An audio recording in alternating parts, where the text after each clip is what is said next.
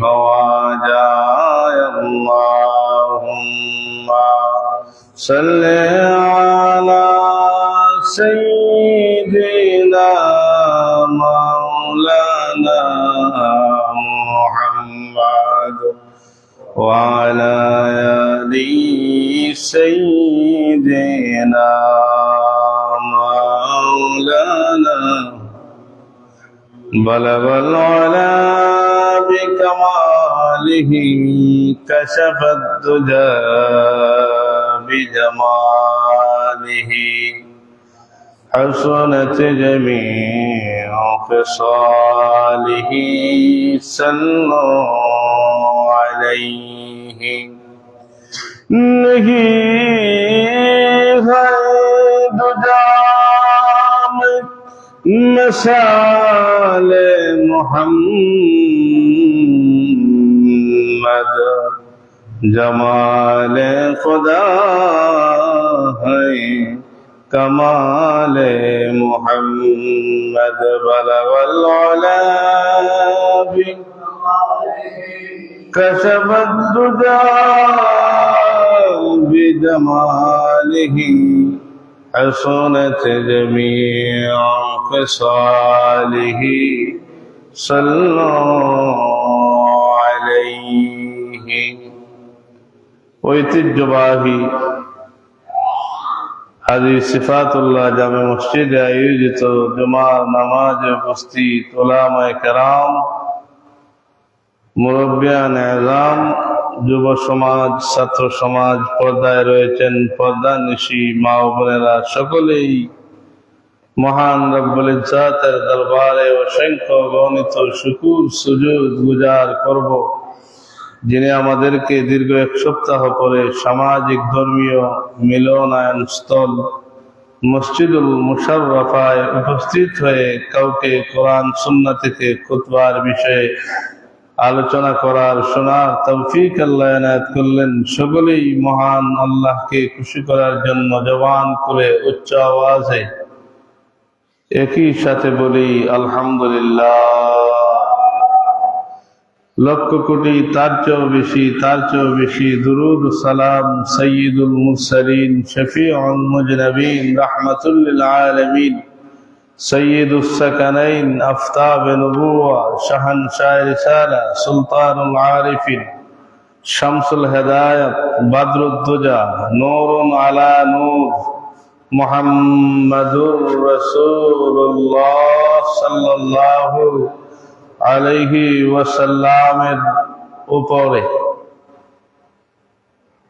আজকের খুতবার আলোচ্য বিষয় আহমিয়াতু সাদাকাতি, সাদাকার গুরুত্ব। আমরা সফর মাসে আলোচনা করেছিলাম যাকাত সম্পর্কে। ওই দিন আমরা বলেছি যে সাদকা প্রধানত দুই প্রকার। একটা হচ্ছে as-sadaqatu ফারদুন, আর দ্বিতীয়টি হচ্ছে আসানি হচ্ছে as-sadaqatu নাফলুন। as-sadaqatu ফারদ হলো আবার দুই প্রকার। এক নম্বর যাকাত, দুই নম্বর as-sadaqatul ফিতর। আবার সাদকাতু নাফলুন কয়েক প্রকারের। মানুষের মুচকি হাসাটাও সদকা। মানুষের সাথে মুচকি হাসা এটাও সদকা। মানুষকে খাওয়ানো এটাও সদকা। বিপদে তাকে তার কাছে লইয়া কায়িক শারীরিক সদকা হচ্ছে তাকে আপনি সাহায্য করা, এটাও সাদাকা। মসজিদ, মাদ্রাসা, রাস্তাঘাট এগুলো তৈরি করাও সাদাকা। এটা হচ্ছে সাদকাতুন জারিয়াতুন। আর সাদকাতু জারিয়াতুন এরা হচ্ছে সদকায়ে জারিয়া। সকল সদকায়ে কোরআনের একটি আয়াত আপনি দলিল হিসাবে ব্যবহার করতে পারেন। আল্লাহ রাব্বুল আলামিন বলেন, মাসালুল লাযীনা ইউনফিকুনা আমওয়ালাহুম ফী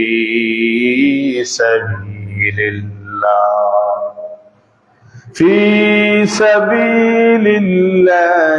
কামাসালি হাব্বাতিন আম্বাতাত সাবআ সানাবিলা ফী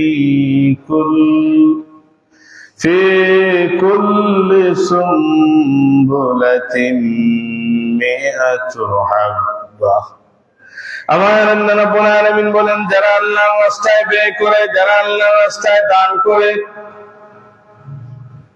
এরা একটু স্পেশালিস্ট।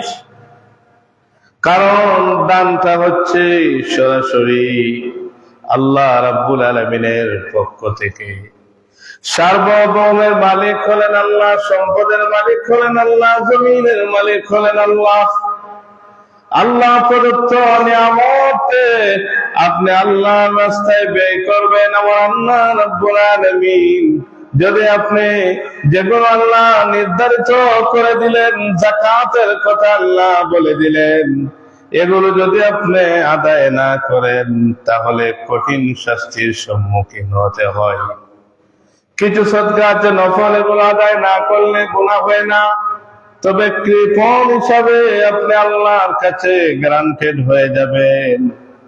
আর যেগুলো ফরজ, এগুলো যদি আমরা আদায় না করি, ইয়াউমা ইউহমা আলাইহা ফী নারি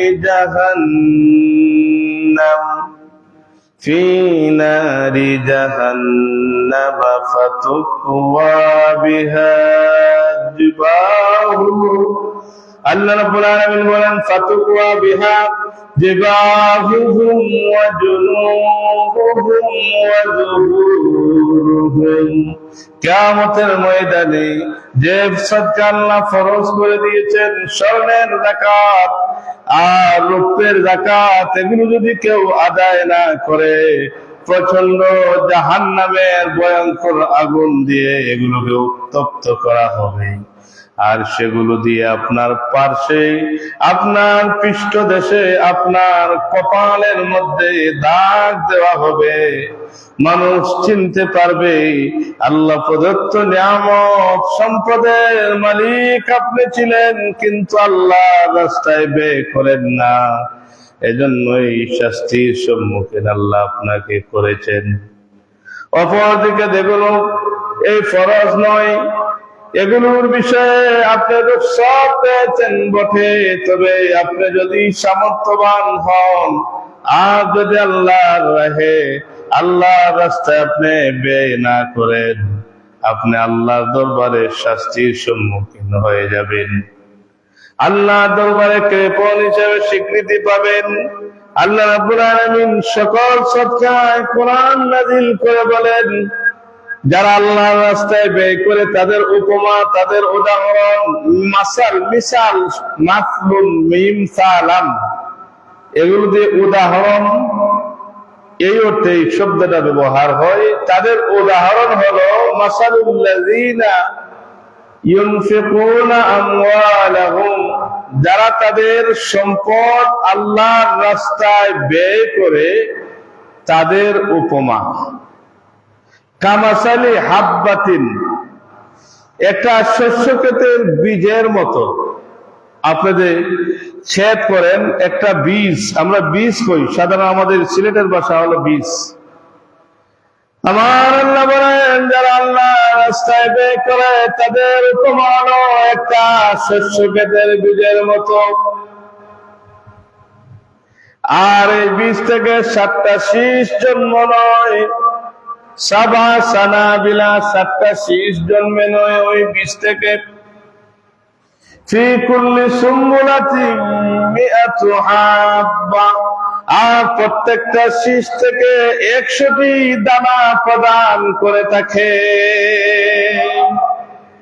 অর্থাৎ এর পারিভাষিক অর্থ হলো যারা আল্লাহ রাস্তা ব্যয় করে তাদের সওয়াবের পরিমাণ হলো 1 টাকায় 700 টাকার সওয়াব হয়ে যায়।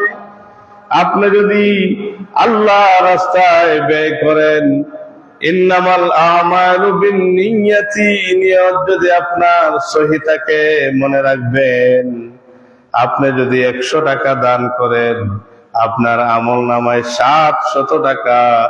আল্লাহ রাব্বুল আলামিন বলেন 1 টাকা যদি আপনি দান করেন 700 পর্যন্ত আপনার আমল নামায় সওয়াব লেখা হয়ে যাবে। এবার 100 টাকায় হিসাব করেন কত টাকা সওয়াব আপনার আমল নামায় লিখে দিবেন। এই আয়াতের ব্যাখ্যায় তাফসিরে মাযহারি, তাফসির ইবনে কাসিরে দেখেছি ব্যাপক আলোচনা হয়েছে যে সাহাবায়ে কেরামদের দানের যে এত চেষ্টা। সাহাবী এসে বলেন, ইয়া রাসূলুল্লাহ, ইয়া হাবিবাল্লাহ, হুজুর আমি তো সদকা করতে পারি না, আমার তো এত ধন সম্পদ নেই, মাল নেই, কিভাবে আমি সওয়াবের অধিকারী হব? নবী বললেন, কাউকে দৌড়ে দেয়া আপনি যদি 1 গ্লাস পানি দিয়ে 1 পেয়ালা পানি পান করান, ওই পানি পান করানোটা আপনার আমলনামায় সদকার সওয়াব লেখা হয়ে যাবে। মানে চেষ্টা করা অন্তত পানি দিয়ে আপনার খাদ্য বস্তু যা আছে তার থেকে অসহায় কাউকে ডেকে এনে আপনার সাথে খাওয়ানো, এ পর্যন্ত হলেও চেষ্টা করা দান সদকা। এটা আস-সাদকাতু তারুদ্দুল বালায়ে ওয়া তাজিদু ফিল উমরি, দান সদকা বালা মুসিবত দূর করে আর হায়াত বাড়ায় দেয়। হায়াত বাড়ায় দেয় বলতে হায়াতের মধ্যে আল্লাহ বরকত নাজিল করেন, শান্তিময় একটা জীবন নসিব করেন। দান সদকা এমন একটি বিষয়, ইখলাসের সহিত যদি কেউ দান করতে পারে, অনুতপ্ত হয় যিনি গ্রহণ করেছেন তার চাইতে বেশি যিনি দান করেন যে আমি তো বেশি কিছু পারলাম না, আরেকটু হলে ভালো হতো, এই অনুপ্রেরণা যদি আমাদের থাকে তাহলে মনে রাখবো আমরা দান সদকা আল্লাহ পাক রব্বুল আলামিন কবুল করেন। ওয়াল্লাহু ওয়াসিউন আলীম। আল্লাহ হলেন জ্ঞানী, আল্লাহ হলেন দানশীল, আল্লাহ হলেন অনুগ্রহশীল। আল্লাহ বিস্তৃত করে দেন। এই আয়াত শেষের অংশ হলো, যদি তোমরা আল্লাহ রাস্তায় ব্যয় করতে পারো, যারা দান করবে তাদের জন্য আমি আল্লাহ জমিনকে প্রশস্ত করে দিলাম। আল্লাহর জন্য আমরা কথা বলবো, আল্লাহর জন্য আমরা নামাজ পড়বো, আল্লাহর জন্য আমরা যাকাত দিব, আল্লাহর জন্য আমরা নামাজ তাহাজ্জুদের নামাজ গোপনে গোপনে আদায় করব। আমি যখন কারোর সাথে কথা বলবো আমি চেষ্টা করবো আল্লাহর সন্তুষ্টির জন্য কথা বলা যেন হয়ে যায়, কারণ এই সুন্দর কথা বলাটা ইবাদত। আনতা আবুদাল্লাহ কাআন্নাকা তারা ফাইন লাম তাকুন তারাহু ফাইন্নাহু ইয়ারাক।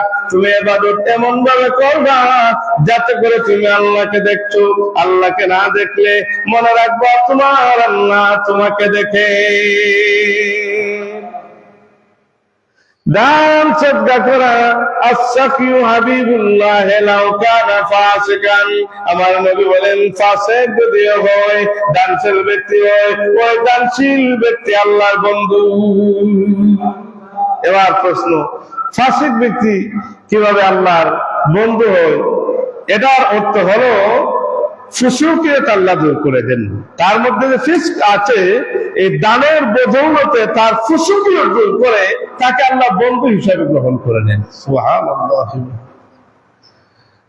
দান সদকা করা নবীর সাহাবীরা দান করেছেন, প্রতিযোগিতা হয়ে যেত। নবী করিম সাল্লাল্লাহু আলাইহি ওয়াসাল্লামের কাছে কোন সাহাবী অন্য বিধর্মীর দাস ছিলেন, এসে বলল আল্লাহর হাবিব তাকে দাসত্ব মুক্ত করে দিলেন। আল্লাহর হাবিব সাল্লাল্লাহু আলাইহি ওয়াসাল্লামের দরবারে সালমান ফারসি আসলেন, এসে বলেন হুজুর আমি সালমান ফারসি আপনার কাছে এসেছি। আমি বর্ণাঢ্য বিরাট একটি ফ্যামিলির একটা ছেলে ছিলাম। সত্যের সন্ধানে বের হলাম। আমার যখন হুশ হলো, বুদ্ধি হলো, আমার বাবা মা যে ধর্মে ছিলেন আমার পছন্দ হয় না, মেহেরবানি করে আপনি আমাকে কালিমা পড়াবেন। নবী গো, আমার মুনিব আমার প্রতি অত্যাচার করে, জুলুম করে। নবী বললেন, রে সাহাবী, তুমি তোমার মুনিবের কাছে যাও, যা বলো কি এমন করলে তোমাকে মুক্তি দিবে। নবীর চোখের পানি। সালমান ফার্সি যা বললেন, রে মুনিব, আমি সত্যের সন্ধান পেয়ে গেছি। আমি যে ধর্মের জন্য বের হয়েছিলাম, আমি যে ধর্ম খুঁজছিলাম, সেই রাহবার নবী মুহাম্মদুর রাসূলুল্লাহর হাতে আমি ইসলাম কবুল করেছি। সে বলল, তোমাকে আমি মুক্তি দিতে পারি, শর্ত হলো 300টি খেজুর গাছ লাগাই দিবা ওই জমিটায়। লাগানোর পরে ওই খেজুরের মধ্যে, গাছের মধ্যে যখন খেজুর ধরবে তখন তোমাকে বিদায়। আর 40 উকিয়া রূপা দিবেন। বুখারী শরীফে রূপার কথা এসেছে। আল্লাহ নবী বললেন, সাহাবীরা, আমার নবী সাহাবীদেরকে বললেন, হে আমার সাহাবীরা, তোমরা সালমান ফারসিকে সাহায্য করো, তোমাদের পক্ষ থেকে যেভাবে পারো সারা সংগ্রহ করে এনে দাও। সাহাবায়ে কেরাম 300 চারা এনে দিলেন। নবীজি 299টি চারা রোপণ করলেন। একটা চারা সালমান ফারসি রোপণ করলেন। বাকি সবগুলোর মধ্যে চারা লাগানোর সাথে সাথে খেজুর ধরা শুরু করে দেয়। একটা ধরা না, নবী বললেন, সালমান ফারসি, আবার এটাকে রোপণ করতে হবে। নবী নিজ হাতে রোপণ করে দিলেন, সাথে সাথে খেজুর ধরলো। আল্লাহর হাবিব সাল্লাল্লাহু আলাইহি ওয়াসাল্লাম বললেন, সালমান, এক ধাপ শেষ। আল্লাহর হাবিবের কাছে কবুতরের ডিমের মতো কিছু স্বর্ণ হাদিয়া আসলো, অথবা রূপা হাদিয়া আসলো। বুখারীতে দেখলাম গতদিন যে এটা রূপার কথা আল্লাহর নবী সাল্লাল্লাহু আলাইহি ওয়াসাল্লাম এবং সালমান ফারসির মধ্যে হয়েছিল। এগুলো ওজন করে দেখা যায় 1.5 কেজি 40 উকিয়া পর্যন্ত হয়ে গেছে। আল্লাহ নবী সাল্লাল্লাহু আলাইহি ওয়াসাল্লাম এই জমিনে কষ্ট করেছেন, দানের উদাহরণ। আলী রাদিয়াল্লাহু তাআলা আনহু বললেন, ফাতিমাতুল জাহরা রাদিয়াল্লাহু তাআলা আনহাকে বললেন, আমাদের ঘরে খাওয়ান নাই, আমাদের বাচ্চারা কষ্ট পাচ্ছে, কিভাবে কি খাওয়ান সংগ্রহ করা যায়। ইহুদের কাছে গেলেন, ইহুদি কিছু কাজ দিল, পশম বুনে দিবেন। মা ফাতিমা রাদিয়াল্লাহু তাআলা আনহা উনি পশমগুলো এভাবে বুনে দেন। আর 1 সা 3 সা 2 সা খেজুর পান, অথবা জব পান। জবের কথা হাদিস শরীফে আসছে। আল্লাহ নবীর লক্ষ্মী জিগর ফাতিমাতুল জাহরা রাদিয়াল্লাহু তাআলা আনহা এই জব যখন পিষলেন, রুটি বুনন করলেন, রুটি বানালেন, মিসকিন এসে বলে, হে আহলে বাইত, পেটের খিদা সহ্য করতে পারি না। ফাতিমাতুল জাহরা রাদিয়াল্লাহু তাআলা আনহা বললেন, আমাদের প্রয়োজন নাই, তাকে দিয়ে দিলাম। আবার দেখা যায় সকলেই খোদা নিয়ে শুয়ে থাকলেন। পরের দিন এভাবে কাজ করলেন, পশম বুনে দিলেন, জব পিষলেন, রান্না করা হয়ে গেছে, রুটি হয়ে গেছে। একজন ইয়াতীম এসে বলে, নবী পরিবার, আমি ইয়াতীম, আমার পেটে কিছু ধারণ করতে পারছি না, মেহেরবানি করে আপনারা আমাকে সাহায্য করেন। ফাতিমাতুল জাহরা রাদিয়াল্লাহু তাআলা আনহা সবগুলো দিয়ে দিলেন, একটা রুটিও সন্তান এবং নিজেদের জন্য রাখেন না। সুবহানাল্লাহ। শুধু এমনিতেই জান্নাতে মহিলাদের সরদারিনী হন নাই ফাতিমাতুল জাহরা রাদিয়াল্লাহু তাআলা আনহা। পরের দিন যখন পশম বললেন, হাদিয়া পেলেন, জব পিষলেন, রুটি বানালেন, কয়ে দিয়েছে বলে, নবীর পরিবার, আমি অসহায়, আমাকে কিছু খেতে দাও। ফাতিমাতুল জাহরা রাদিয়াল্লাহু তাআলা এবার সবগুলো রুটি দিয়ে দিলেন। রুটি দেওয়ার পরে হযরত আলী বললেন, আমরা কেমনে চলবো?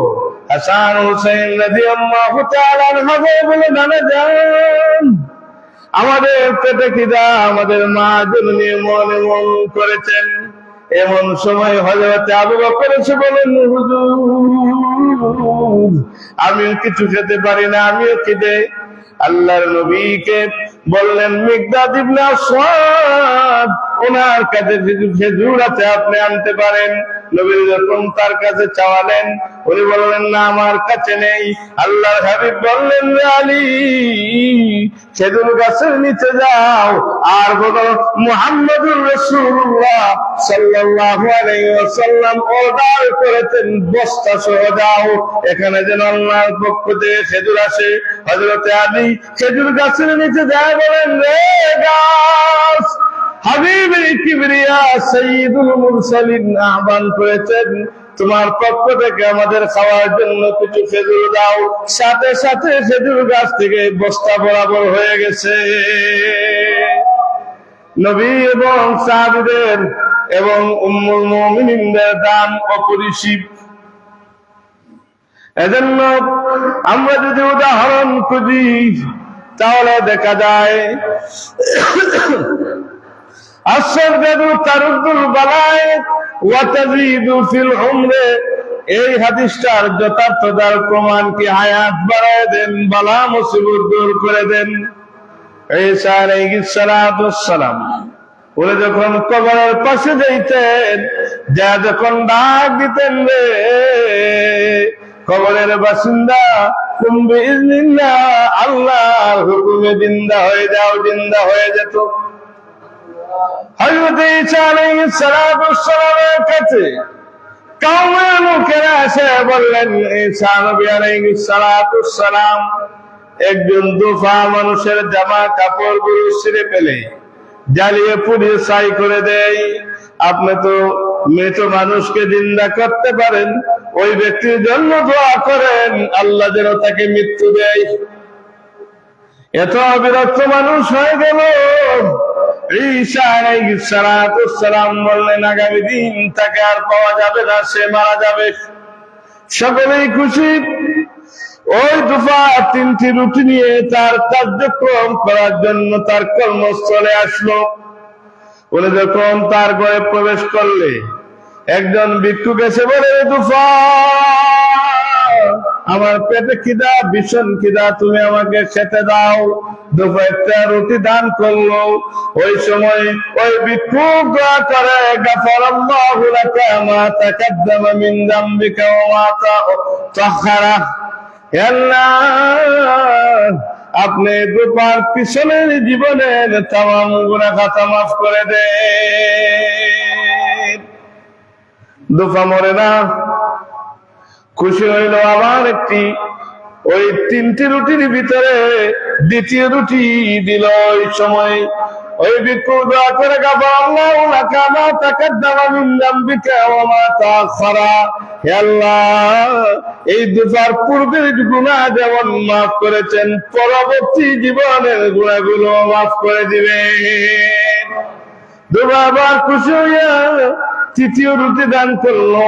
তৃতীয় রুটি দান করলে তখন ওই ভিক্ষুক দোয়া করলো, হাফিজাকাল্লাহু তাআলা আন বালিয়াতিস সামাই ওয়া বানাল্লাহু লাকা কাসরান ফিল জান্নাতি, হে আল্লাহ, ওই দুফা আমাকে খুশি করেছে, আমার ভীষণ খিদা ছিল, আমি খেতে পারলাম, আপনি তাকে ইবাদত করেন, তার জন্য আল্লাহ জান্নাতে একটা ঘর নির্মাণ করে দেন।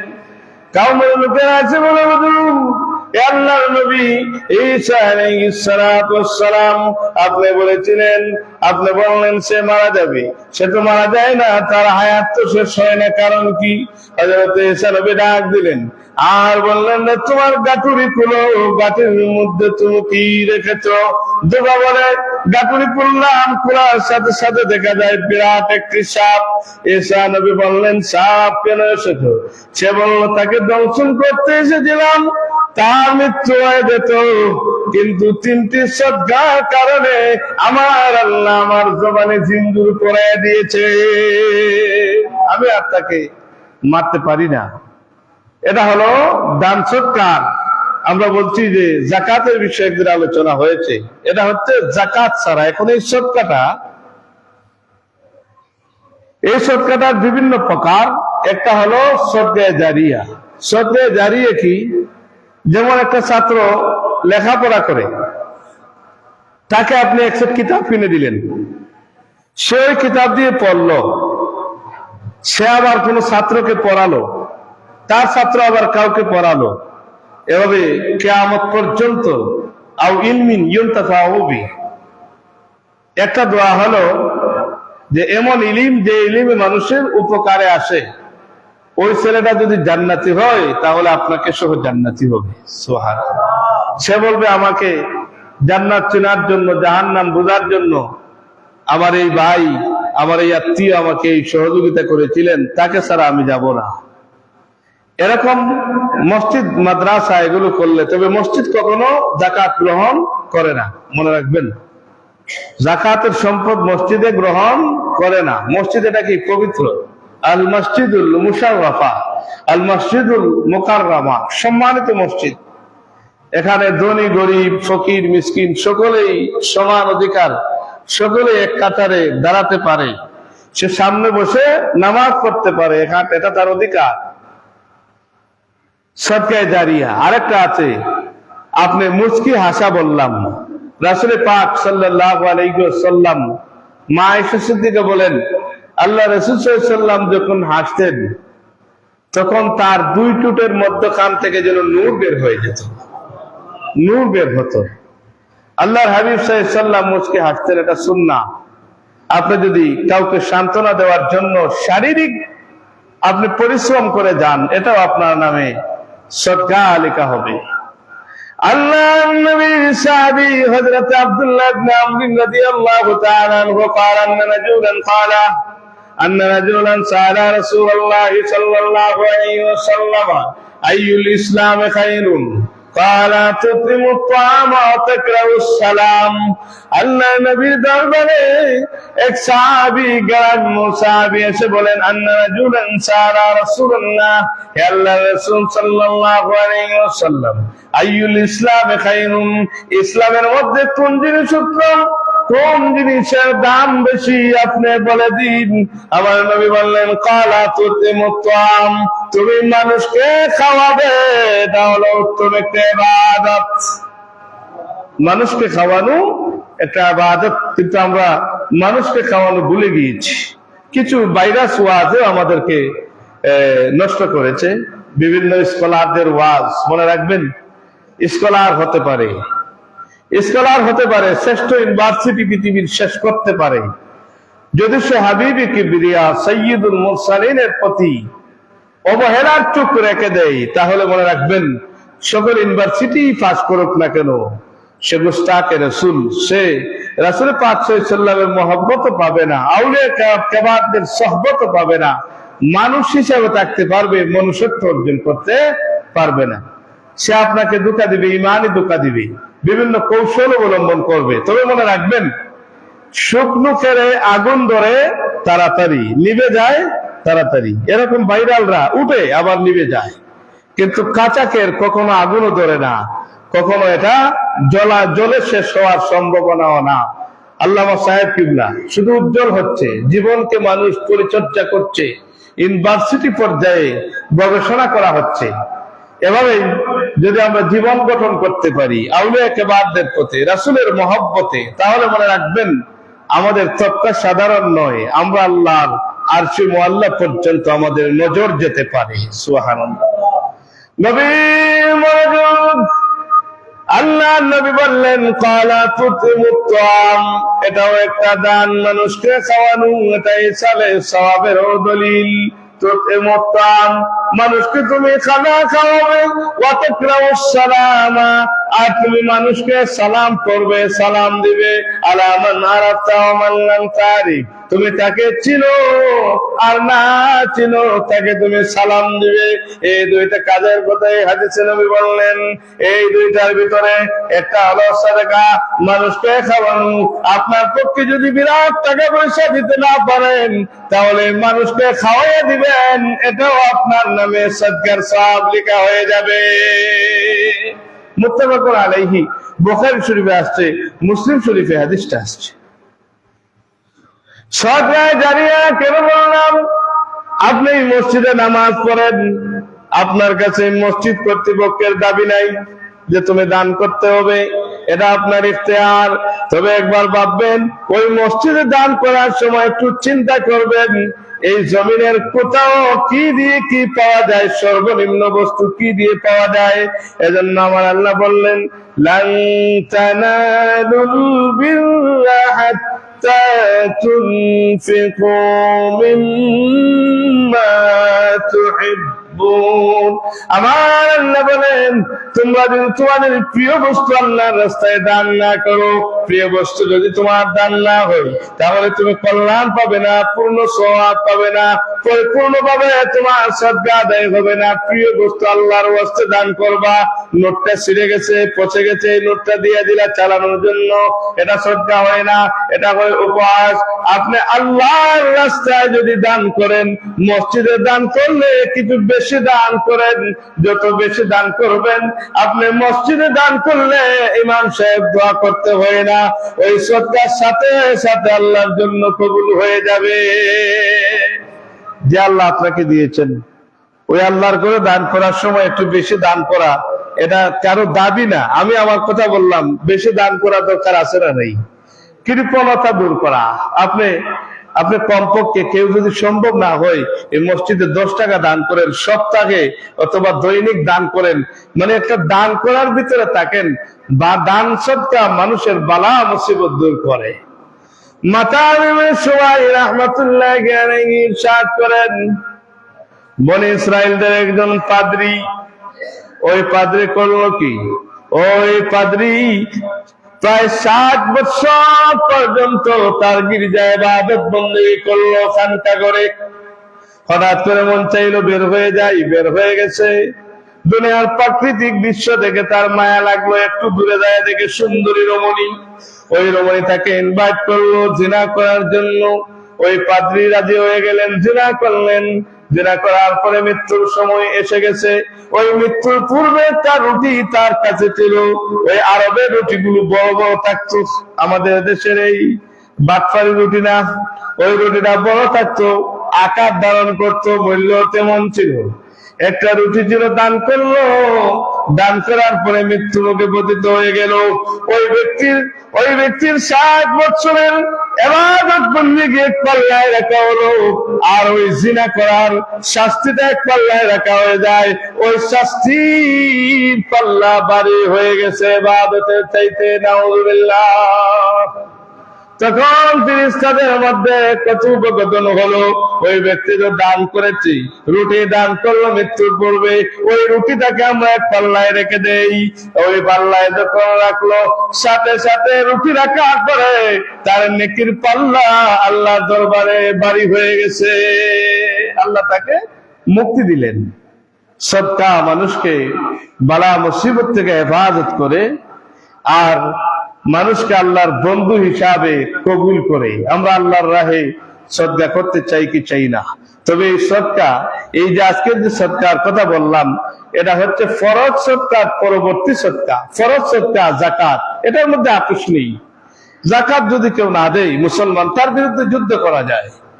সেখানে আল্লাহর জমিনের মানুষের হককে, আল্লাহর অধিকারকে আল্লাহ খান নাই। আল্লাহ কি কোরবানির গোশত খান নাকি? কিন্তু কোরবানি আমাদের জন্য এত গুরুত্ব কেন? এত গুরুত্ব হলো, আমি আল্লাহর জন্য রক্ত প্রবাহিত করলাম কি করলাম না। আপনি যাকাত দিলেন কি দিলেন না, এটা হলো আল্লাহর কাছে বিষয়। আখবিরনি আনিল ইসলাম, ক্বাল আল ইসলাম ওয়া আন তাশহাদা আল্লা ইলাহা ইল্লাল্লাহ ওয়া আন্না মুহাম্মাদার রাসূলুল্লাহ। وتقيم الصلاة وتؤتي الزكاة وتصوم رمضان وتحج البيت إن استطعت إليه سبيلا শেষ হাদিস আল্লাহ নবী বলেন عن أبي هريرة رضي الله تعالى عنه قال رسول الله صلى الله عليه وسلم إذا مات الإنسان انقطع عنه عمله إلا من ثلاثة صدقة جارية أو علم ينتفع به أو ولد صالح يدعو له আপনি একটা সন্তান জন্ম রেখে দেন, এটাও আপনার জন্য সদকা হয়ে যাবে। মনে রাখবেন, যে সন্তান আপনার জন্য দোয়া করবে আপনি কবরের ভিতরে থাকবেন, মনে রাখবেন আপনি কবরে থাকলেও আপনার সন্তান যদি দোয়াগির হয়ে যায়, মাদ্রাসায় পড়ানেওয়ালা হয়ে যায়, কোরআন পড়ানেওয়ালা হয়ে যায়, হাদিস পড়ানেওয়ালা হয়ে যায়, সুন্নাহ মাননেওয়ালা হয়ে যায়, ওই সন্তান যখন দোয়া করবে আপনার আমল নামায়ে সওয়াব চলতেই থাকবে। আর ইলমি ইউনতাফাউ বি, এমন ইলম আপনার সন্তান আলেম করতে পারেন নাই, আরেকজন আলেমকে আপনি সাহায্য করেন, ওই আলেম হওয়ার জন্য লেখাপড়ায় তার সাথে মানে পুঙ্খানুপুঙ্খভাবে সহযোগিতা করেন। দেখবেন ওই ছেলে আলেম হলে আপনি আলেমের বাবার মতো হয়ে গেলেন, ওই ছেলে আপনাকে রেখে যাবে না। ওই ছেলে জান্নাতি হলে আপনার জন্য কাঁদবে, আপনার জন্য সুপারিশকারী হবে। ইয়াশফাউ ইয়াউমাল কিয়ামাতি সালাসাতুন আল আমবিয়াউ সুম্মাল উলামা। একটা প্রকার হলো যে উলামায়ে কেরাম সুপারিশ করবেন, সময় মতো করতে পারবেন। আল্লাহ পাক রব্বুল আলামিন আমাদেরকে ইসলামে দিনের জন্য দান সদকার তৌফিক এনায়েত করুন। সকলে বলি আল্লাহুম্মা আমিন। বাংলাদেশের পারিপার্শ্বিক সব দিক থেকে অবস্থা যেন ভালো হয় সেই দোয়া করবেন, বলেন আল্লাহুম্মা আমিন। একজন মানুষ সে ইন্তেকাল করেছে, তার নাম হচ্ছে মরহুম আলেপ খান মাস্টার। তা আমাদের দেশ থেকে একটা ছেলে প্রতিভা ছিল, উসমান হাদি, শরীফ উসমান হাদি। সে কিন্তু মাদ্রাসার শিক্ষিত ছিল, সাতসিনা শরীফের শাখা, এটা হচ্ছে জালকাঠি মাদ্রাসায় সে লেখাপড়া করেছিল। কিন্তু আমরা জানি তাকে নির্মম ভাবে হত্যা করা হয়েছে। আমরা দোয়া করব, সে তো ইচ্ছায় মরে নেই, তাকে মারা হয়েছে। আল্লাহ যেন তাকে মাফ করেন, গুনাহ খাতা মাফ করে। আর বাংলাদেশের বর্তমান অন্তর্বর্তীকালীন সরকারের একটা নির্দেশ আছে, আজকে বাংলাদেশের মসজিদে মসজিদে দোয়া করতেন তার জন্য দোয়া করবেন, আল্লাহ যেন জান্নাতবাসী করেন, খাতা খসরুকে মাফ করে দিই। আল্লাহুম্মা আমিন। সাল্লাল্লাহু আলাইহি ওয়াসাল্লাম। আউযু বিল্লাহি মিনাশ শাইতানির রাজীম। বিসমিল্লাহ।